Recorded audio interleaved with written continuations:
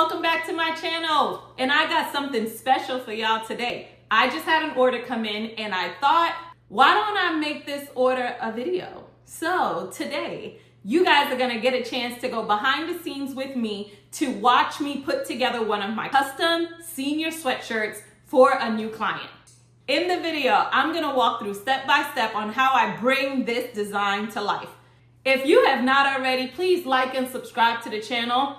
Now that that's out of the way, let's get started.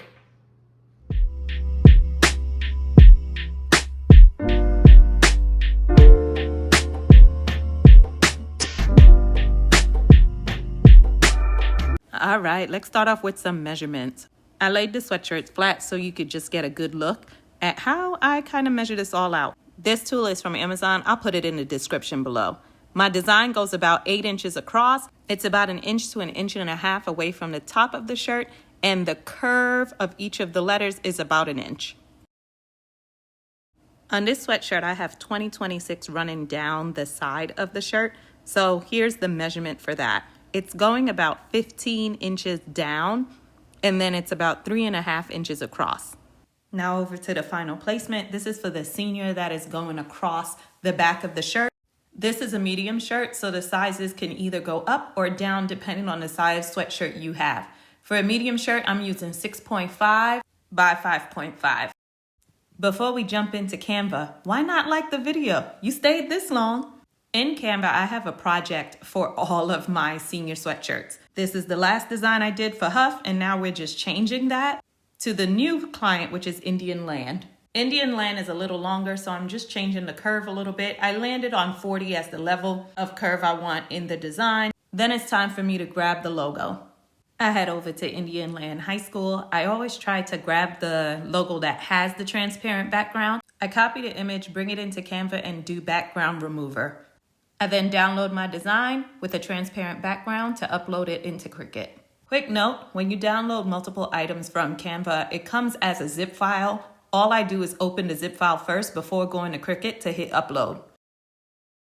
Once uploaded, I resized my design and uploaded the logo.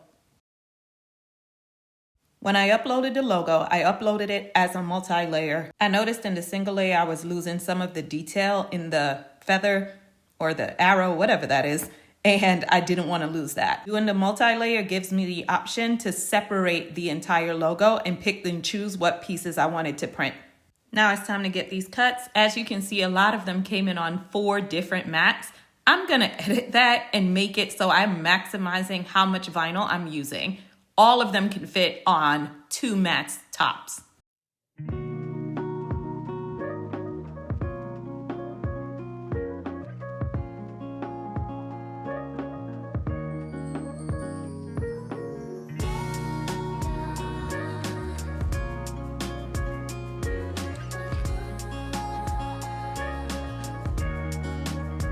The type of vinyl I use is Caesar Easy Weed Eco Stretch, and I customized my Sports Flex iron-on to match the setting.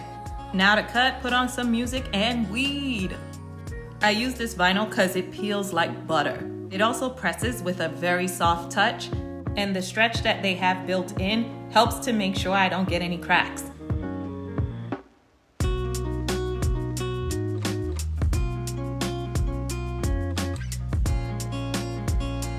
Here's the logo with the detail I spoke about.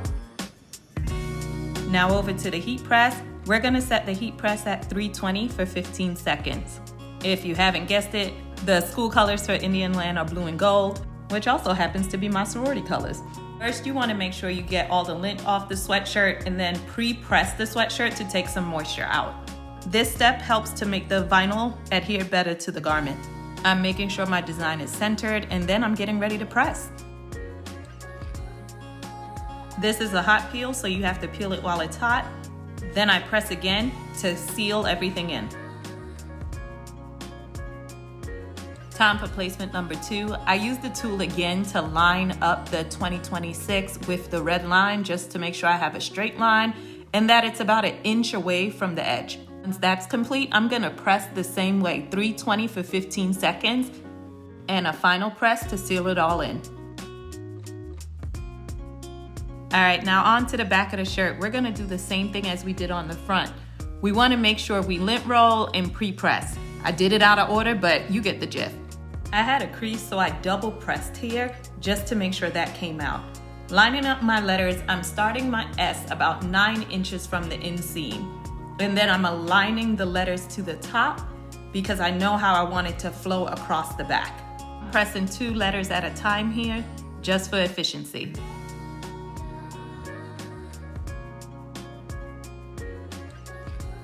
First 2 letters done, we're gonna seal and peel. When placing the remaining letters, I placed them about 1 inch apart, and then I repeated the same process. Lint removal, pre-press, placement, press, peel, and seal.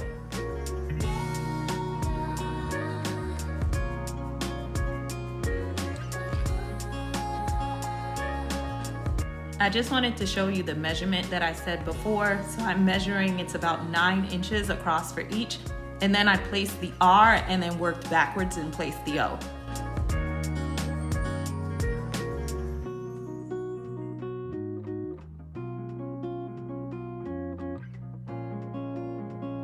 Now on to our final piece, the logo.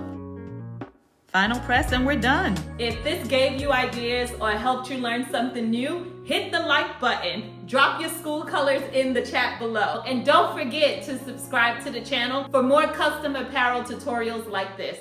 Until next time, bye!